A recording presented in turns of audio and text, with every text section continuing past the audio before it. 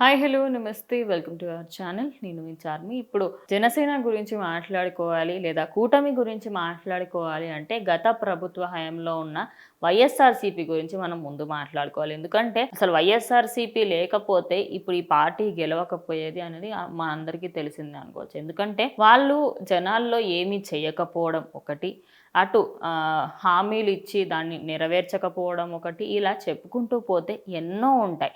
అవన్నీ చేయకపోవడంతో ప్రజెంట్ దానికి సంబంధించి అయితే కూటమి ప్రభుత్వానికి సంబంధించి మొన్న జరిగిన ఒక ప్రెస్ మీట్లో అటు పవన్ కళ్యాణ్ డిప్యూటీ సీఎం మాట్లాడుతూ ఆయన అయితే కొన్ని వ్యాఖ్యలు చేయడం జరిగింది. ఒకసారి అవి ఏంటనే చూద్దాము. 97% స్ట్రైకింగ్ రేట్తో ఈ ఎన్డీఏ కూటమి ప్రభుత్వం ఏర్పరచుకున్నామని, తాము అనేక బాధలు పడి ఇబ్బందులు పడి అవమానాలకు గురై ఈ ప్రభుత్వాన్ని స్థాపించడానికి కారణంగా వ్యవస్థలను కాపాడడంతో పాటు బలోపేతం చేయడానికి అని ఆయన చెప్పడం జరిగింది. మేము ఈసారి అధికారంలోకి రాకపోయినా ప్రజాస్వామ్యంలో నిలబడి ఈ వ్యవస్థను బలోపేతం చేయాలని వచ్చాం.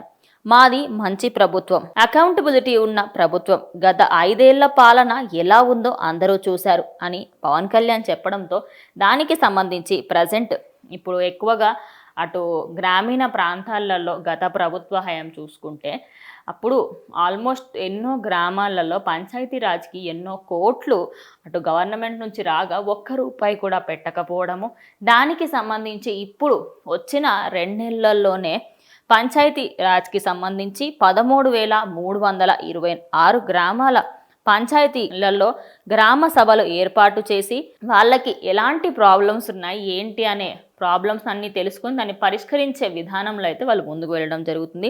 అలాగే 5,40,00,000 గృహాలకు తాగునీరు ఇవ్వాలనే లక్ష్యం పెట్టుకున్నామంటూ ప్రజెంట్ ఆయన చెప్పుకొచ్చారు. అంటే మనం ఆల్రెడీ ఒకటి విన్నాము, అటు ఎలక్షన్స్ టైంలో ఒక ముసలావిడ ఆయన దగ్గరకు వచ్చి అడిగింది అనేది.